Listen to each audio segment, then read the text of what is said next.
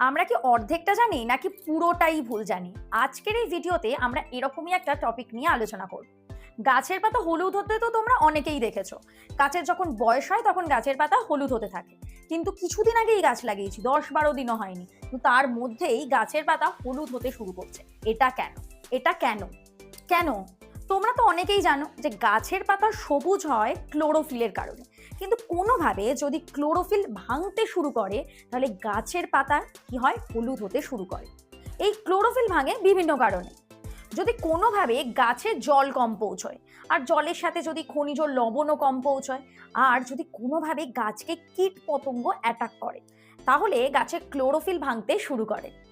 তাহলে তখন কি হয়? গাছের পাতায় আগে থেকে থাকা ক্যারোটিনয়েড নামক প্লাস্টিকটা আরো বেশি স্পষ্ট হতে থাকে, যার ফলে গাছের পাতা হলুদ দেখায়। এই ধরনের ভিডিও তোমরা এখানে অনেক পাবে, তাই ফলো এবং সাবস্ক্রাইব করতে একদম ভুলবে না।